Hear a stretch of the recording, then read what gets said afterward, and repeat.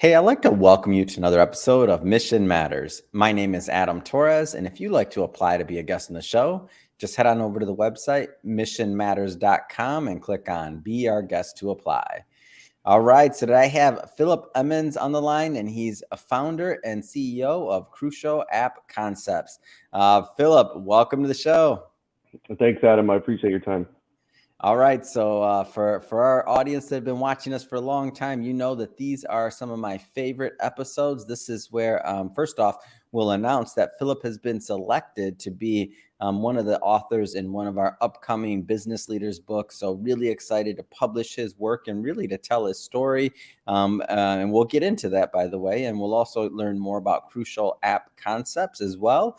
But before we do, we'll start this episode the way that we start them all with our Mission Matters Minute. So, Phillip, we at Mission Matters amplify stories for entrepreneurs, executives, and experts. That's our mission. Phillip, what mission matters to you? The mission that matters to me is actually honesty and reliability in development.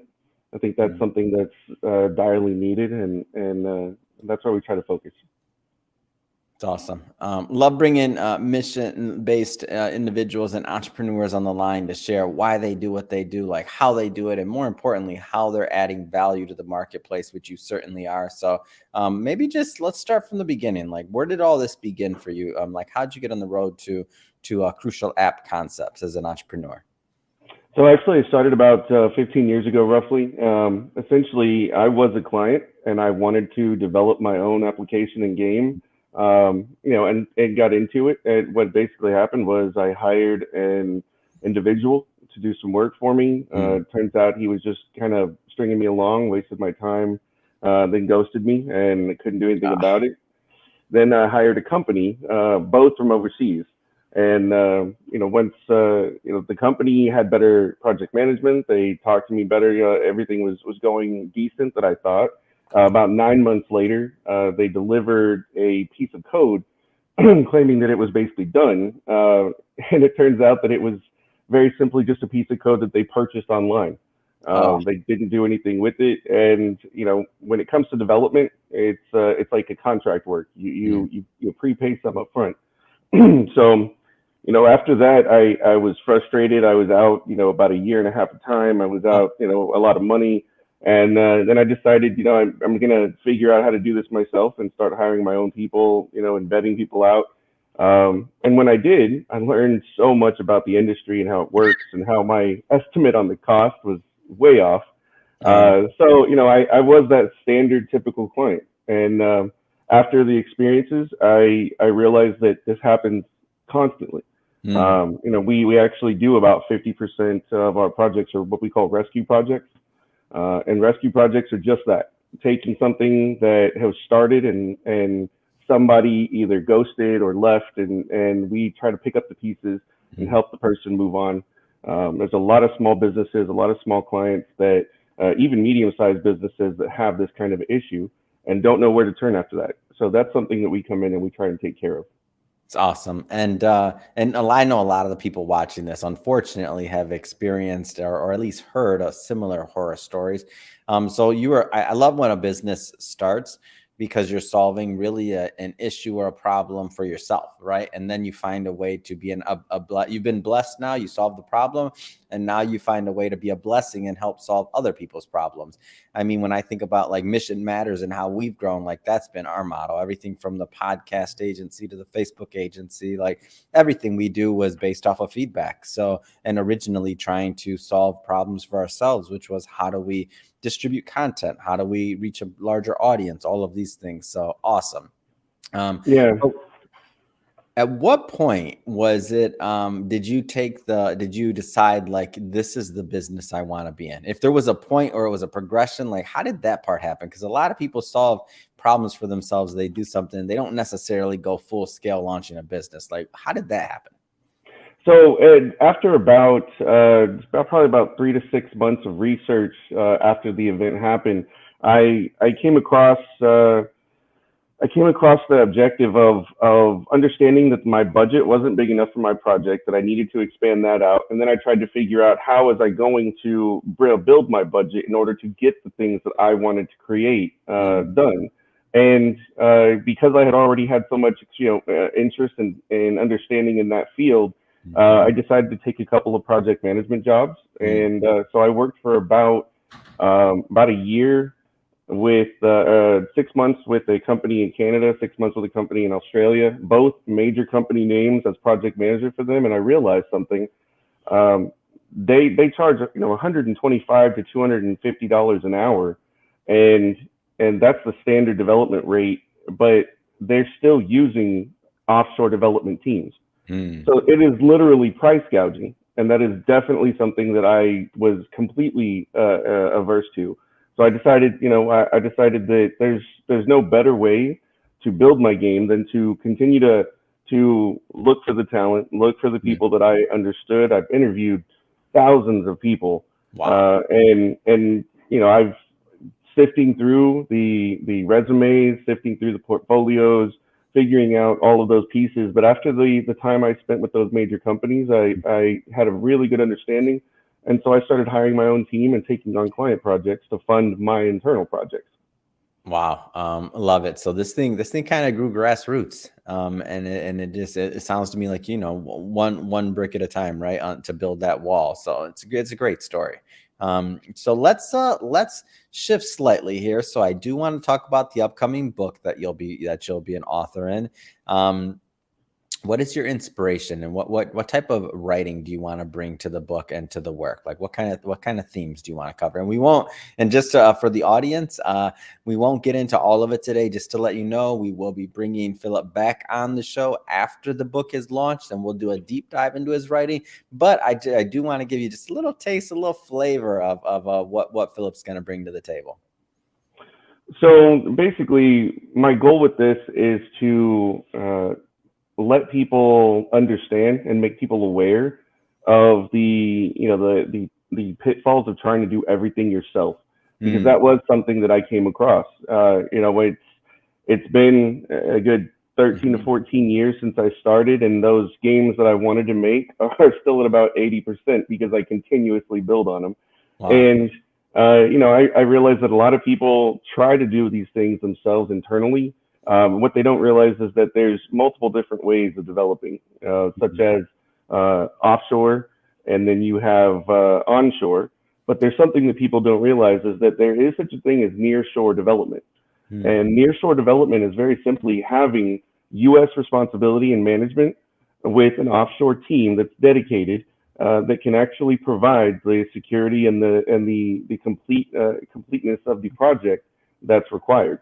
mm, So I do a lot of consulting for small businesses, medium businesses, and with that, I'm able to show the benefits yeah. of simply having a nearshore, dedicated project manager that can handle all of those individual pieces. There's graphics, there's the UI UX design, there's wireframing, there's front end, back end. There's so many different pieces when it comes to development specifically. Yeah. But it's the same as as if you did it, for building a house. Your Mhm. general contractor is doing the exact same thing. You're hiring that one person to handle all of those different people, and any other development project should Mhm. be very similar. Yeah. So one of the things that I know that you specialize in is full spectrum development. Like, what does that mean for the audience? Maybe who haven't heard that term.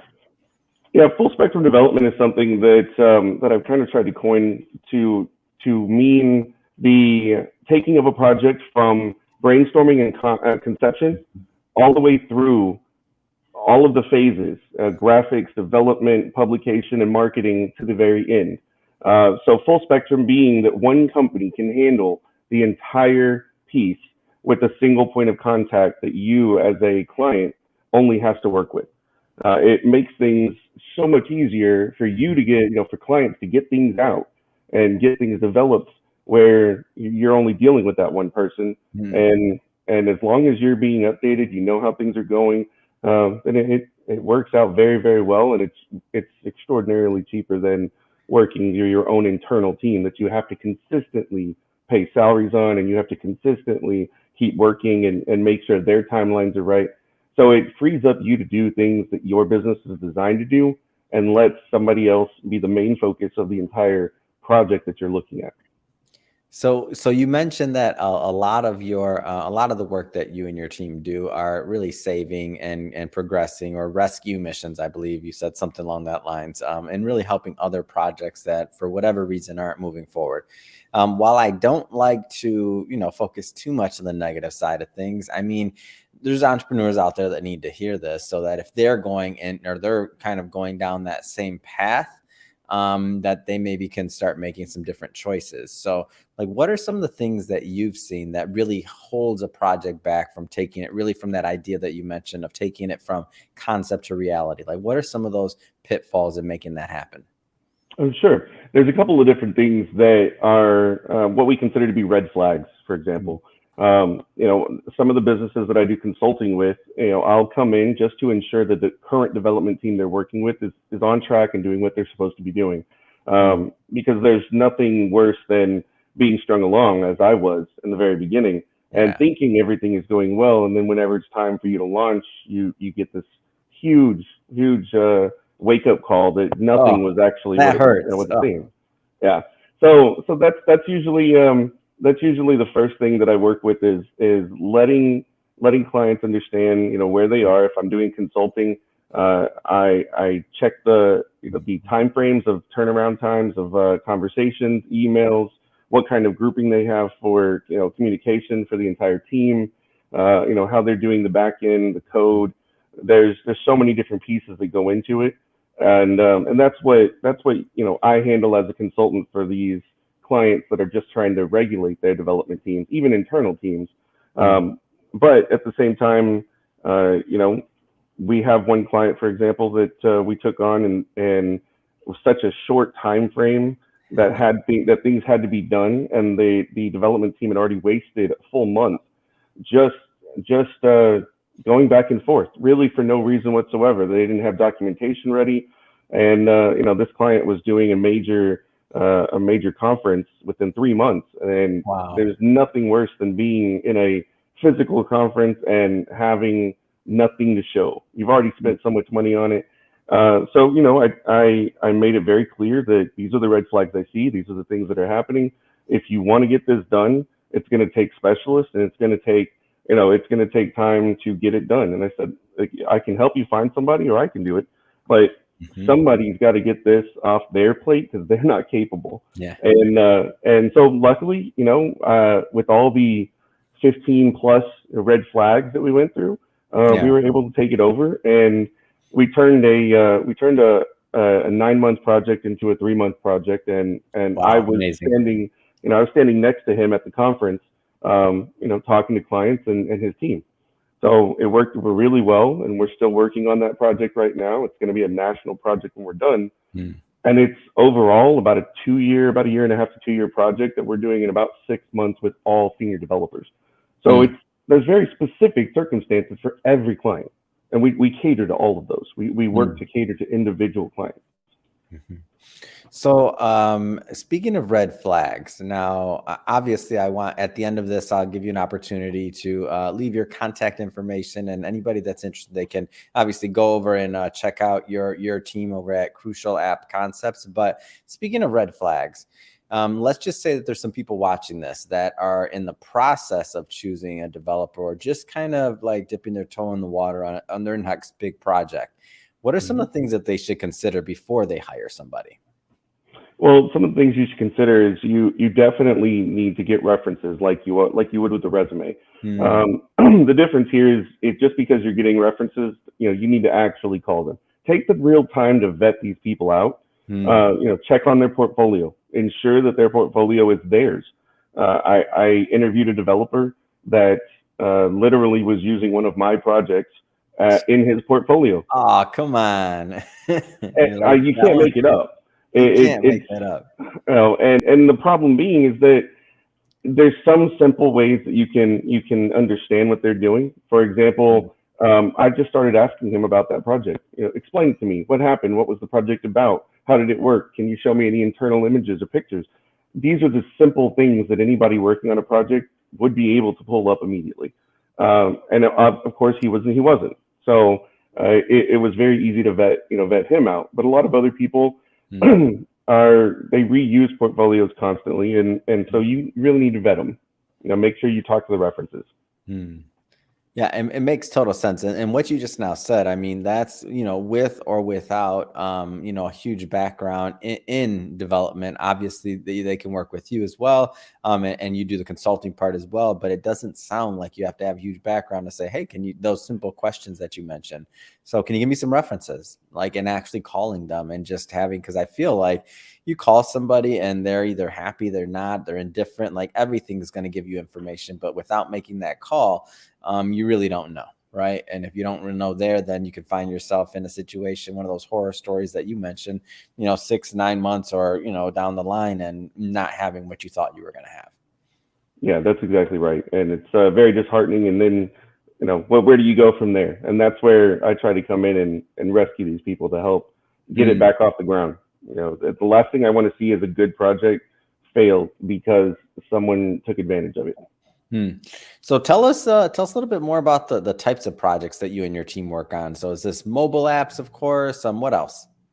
So we're actually, because we're a full spectrum development team, we actually do the majority of tech projects. So we're ranging from websites, mobile applications, that's iOS, Android tablets, as well as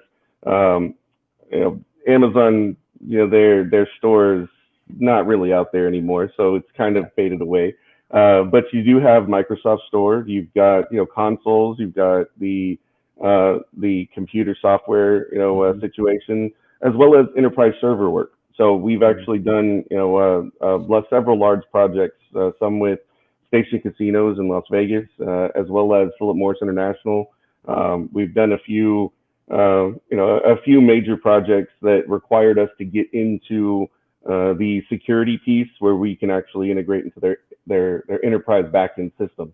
And the casinos was definitely one of the hardest to get into. It took about 9 months to get clearance, Yeah. almost harder than the government. So, but it's Doesn't surprise it's me. something we can absolutely do. It's just every client requires very specific, and we cater to each client individually. It's great. So I have to ask you, Philip. I mean, a lot on your plate, a lot of project management, working with a lot of clients and getting projects done. But what's next? I mean, what's next for you? What's next for Crucial Concept Apps? So basically, what I'm looking to do is I like to do what I'm continuing to do. I don't really want to change what I'm doing. I like the consultations. I like to be able to help these people. Yeah. We do have a couple of things that we're working on in the background. For example, we are working to put together a gaming group having to do Mm, with charitable donations. mm, Um, and it's going to cater specifically only to developers that have charitable donations in their games. mm, And we also do our own internal games, in which we'll be releasing a good suite of about 10 to 15 games over the course of the next 2 months or so. mm. And yeah, so we're that's essentially what I've been trying to get to all along. Yeah. But there's so many projects and so many things out there. Yeah. But I myself don't do any development. I keep myself available for all client communications, consultations, text messages, phone calls, emails. I have to keep myself away so that I can Yeah. actively watch over the full spectrum of everything. Yeah. Makes sense. You're really safeguarding your clients' projects and making sure that, again, from concept to reality, making sure that that happens in the timeline expected. So awesome. I mean, great story. I'm really excited to publish your work and really to get the word out there about you and your team, because I feel like there's a lot of entrepreneurs that can benefit. Speaking of you and your team, if somebody is watching this or listening to this and they want to connect with Crucial App Concepts, I mean, what's the best way for them to do that? For Crucial App Concepts, we're on Facebook as well as our website. You can go to crucialappconcepts.com or crucialapps.io. Mhm. Either one of those would work well. And we have a contact us. It's very easy to reach out. And I even put my cell phone on there. So feel free to text anytime you need. Mm. It's awesome. And for everybody watching this, just to let you know, we'll put all that information in the show notes so that you can just click on it and head right on over and check out Philip and his team. And I know we went pretty deep today into Philip's business. We will go further when we bring Philip back onto the show on his writing, his ideas, his concepts, and really how he and his team are helping entrepreneurs. So if this is your first time with Mission Matters, just to let you know, we're a platform that's all about bringing on entrepreneurs, executives, and experts and having them share why they do what they do, like what gets them excited and motivated to go out there in the marketplace and to make a difference. If that's the type of content that is interesting or fun or sounds engaging to you, then we welcome you to hit that subscribe button, because we have many more mission-based individuals coming up on the line, and we don't want you to miss a thing. And Philip, again, congrats on being chosen to be an author in one of our upcoming books. And I look forward to our next interview and the next time we meet. So thank you. Adam, thank you so much. I appreciate it.